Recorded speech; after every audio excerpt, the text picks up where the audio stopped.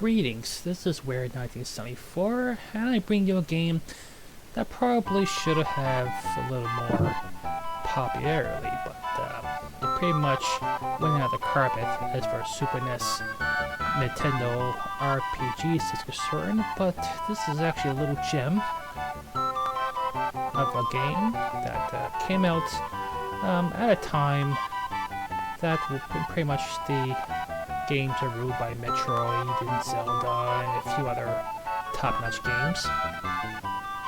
And the game is called Temple Secret of Stars.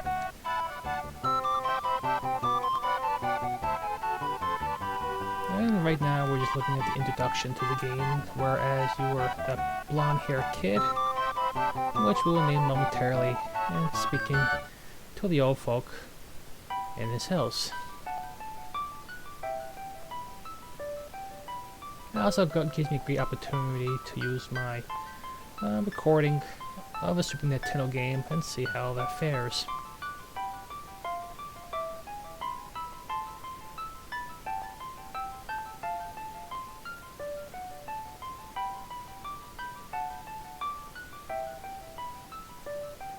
And basically we're getting this good introduction of the story of Secret of the Stars, where you as the kid have to seek out the stars and defeat the great evil in the land, just like any other role-playing game should be. And there's a biplane scene. And here we get a nice name for our character. We should name him Thor or Hulk. Nah, we'll give him a great name called Ike. The people will fear Ike. The monsters will fear his name. Probably not the part to laugh his face. So, as the hero Ike, as like in more RPGs do, you wake up from your bed, and there's your mother. It's a good morning, Ike. And what's probably missing in this scene? Your father.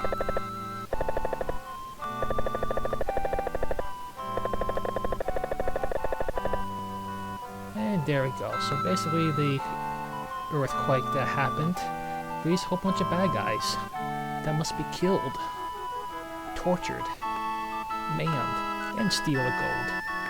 And where they're going to buy gold? Now they're going to walk in town and buy some equipment.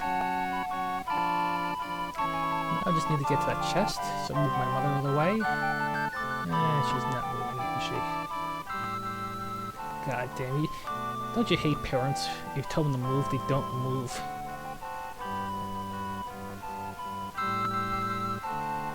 Ah, goddamn, screw it. So I got about 50 gold. I stole from the dresser. And actually, your estate's actually pretty good. You own quite a bit of land. The cotto. Also, there might be some help inside the town. And the strangers gave me some fruit. Now remember, kids, when people ask you to take fruit, you take it. For free.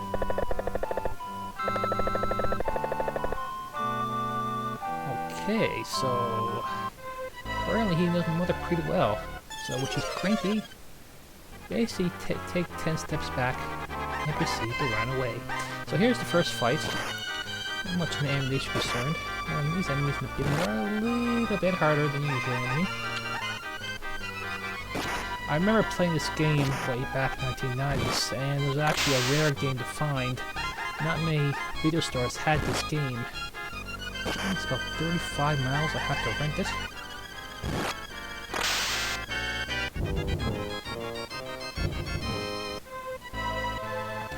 And it was a pain.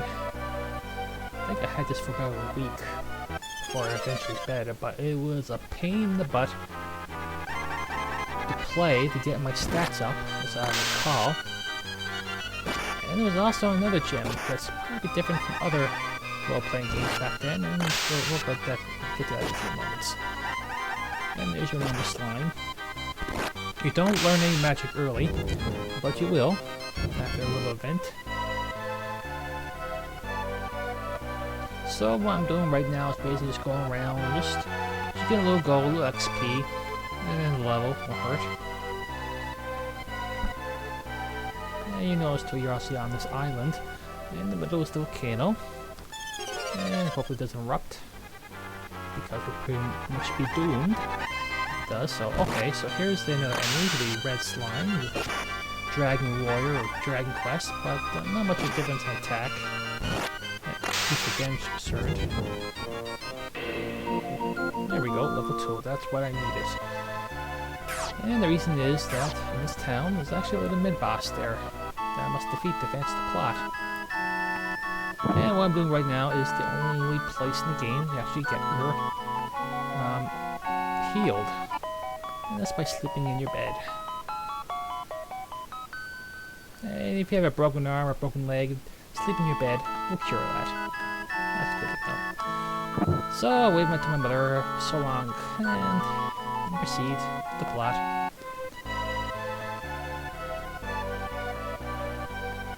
So this is the Kato on the right hand side there. And let's see level 2. Let's see if we will get more damage done to the enemies there. And you'll be doing this a lot. You'll be leveling painfully around towns just to get your levels up in gold. So you can defeat certain enemies. This is probably the majority of the game here. It's almost bad as Dragon Quest VII.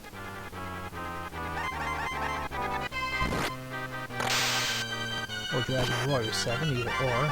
It's Dragon Quest now, but yeah, it's Dragon Warrior back then, by Enix. But in case, we'll concentrate this game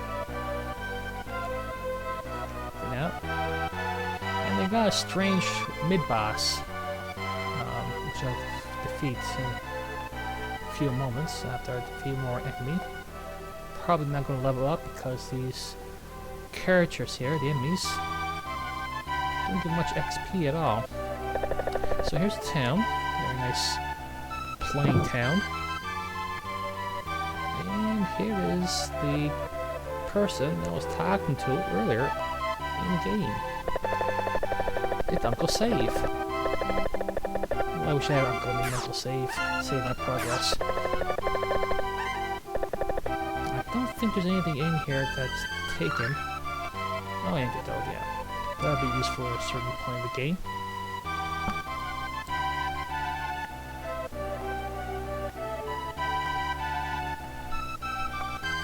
And can't sleep in this bed.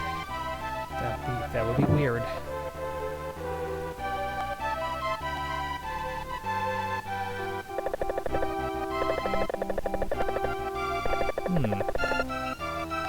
Looks like we'll be going there pretty soon, but I won't be going there now. Oh, there you go. Say hi, Ike. Hi, Ike. Dumbass. And this is the item shop. And what's good about the item shop is, yeah, you need to explain the items that are being sold. And not many RPGs at time can do that. I'll buy a few bread.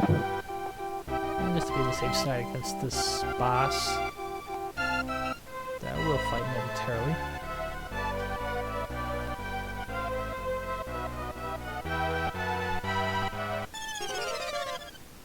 I don't think Temco actually had made role-playing games, so at least bring them into C's. I know they've made a few of them for the Nintendo system and Super Nintendo. They're pretty much famous for their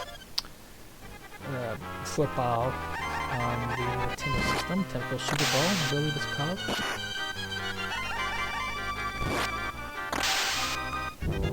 Yeah, a few points more on the damage, but not really that much.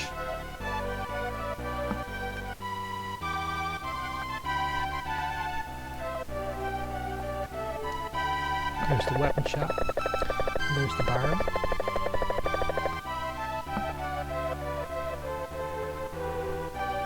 And people really don't say that much here. And there's two cats. And one of them says meow.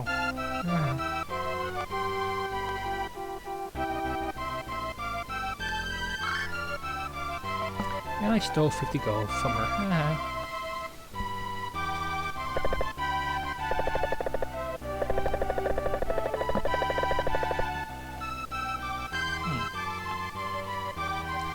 Grandma.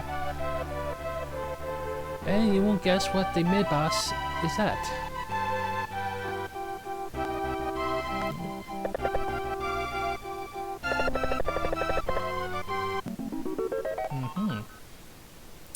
Talking cat. How quaint. And here is the mid-boss. Mini-boss.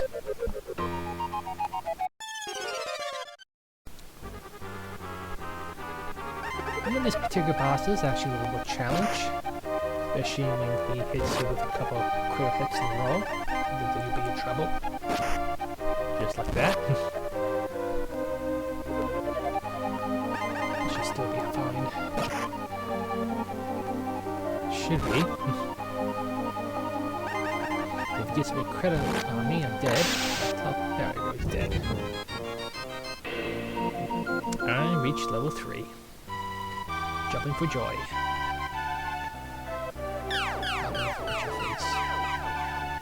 And he disappears. So let's one that boss out of the way, and you don't get a reward for it, just the satisfaction of defeating a monster inside Grandma's house.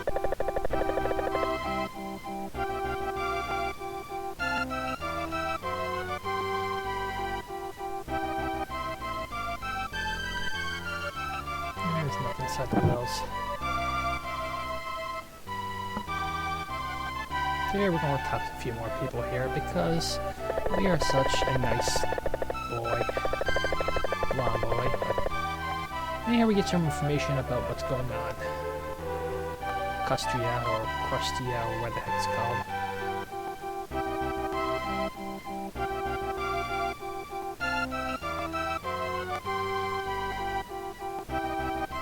Nothing there, nothing to steal. What's the point of this house?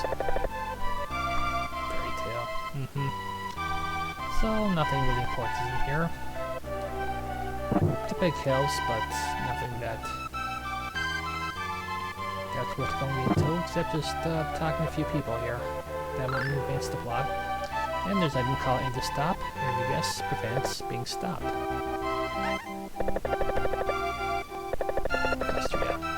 So earlier I mentioned at the beginning of the video how this takes a turn unlike other RPGs. You'll be controlling another party, whereas we control 2 parties with different gold and XP altogether. So basically you have your own party, I'll call it the kid's party, and the second party is him, and a few others you can actually join. And you need both of them to advance the story. So you can pass different barriers in the game. So here's what I'm doing now. I'm going to pause the video. I'm just going to buy a few things from my character. And when we come back, we will continue with the plot. Hopefully.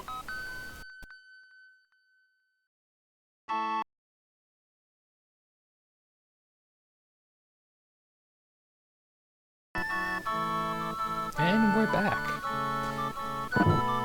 So if you didn't already, so far in the story, that we defeated a mid-boss, a cat, with a very strange name, and we meet one of the heroes, a Crustia named David.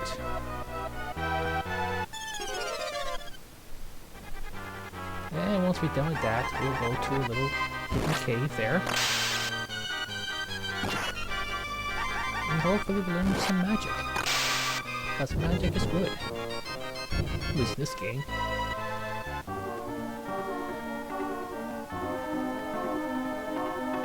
Enemies don't really get that hard at the beginning.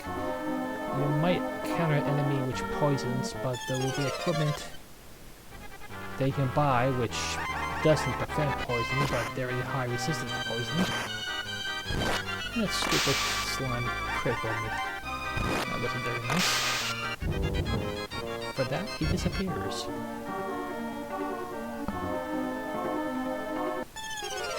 So the graphics aren't too bad for this game, but it could be a little bit better. But strange though that they released this game and unlike other games like Live to Live, well, that's Square, so Temco's not really known for releasing role-playing games unless they're translated over here.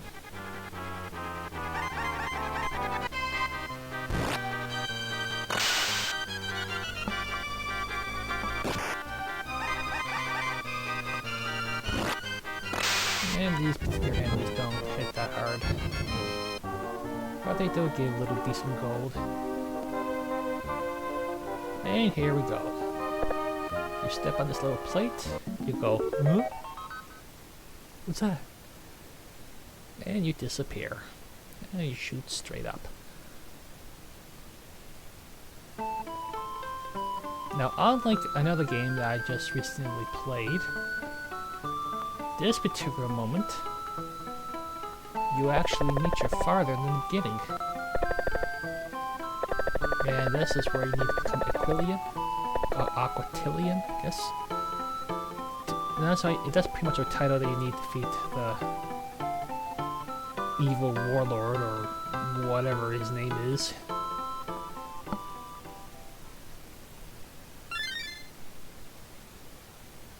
And this is actually where the point you can actually control the other party.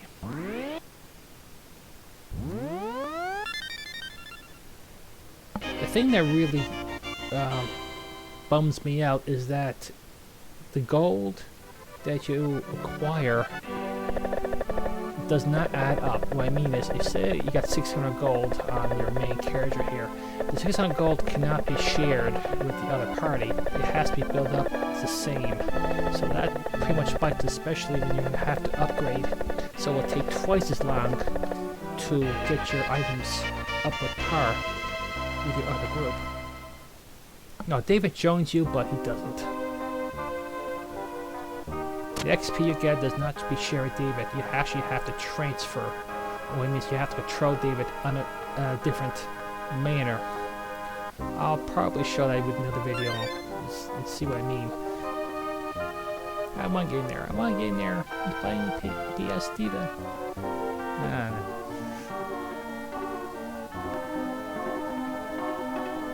So with that in tow,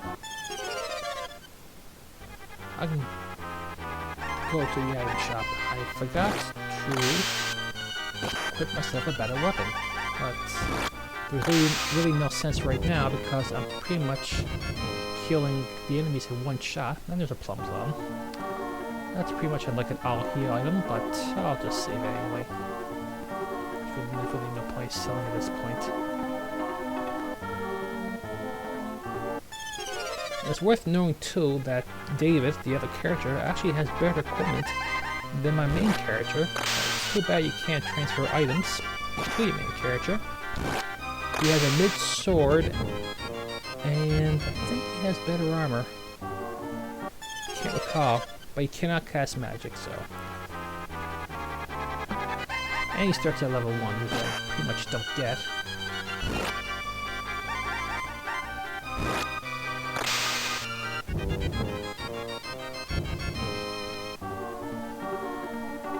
Man, the XP and gold are seriously underwhelmed in this game here. That I do remember. And there's the option swap, so you click on swap and you'll be transferred to your other party. And you'll be doing that a lot in this game here. In order to pass barriers so other characters can go through. So this is the armor weapon shop here, and pretty much the highest weapon you can get is this short sword, and the highest armor you can get is the hat and the armor there, the highly defensive anti-poison armor. And I bought a couple short swords.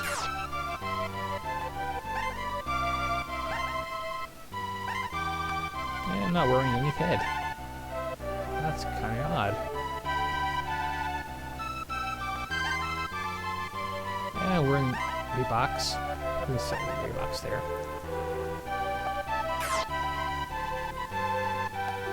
And you just notice there, I have now the ability to gain magic. And I get a heal spell. So this pretty much helps me during the course of my runs. But that might change in the next video. So I remember it took me a very long time to clear this game. What I mean by that, I mean the hours it takes to level up my characters. So that might change my next video. So what I'm going to do now, I'm going to end the video. I'm going to do some major leveling here. And we'll come back, we'll proceed to part 2. Until then, I'll see you later.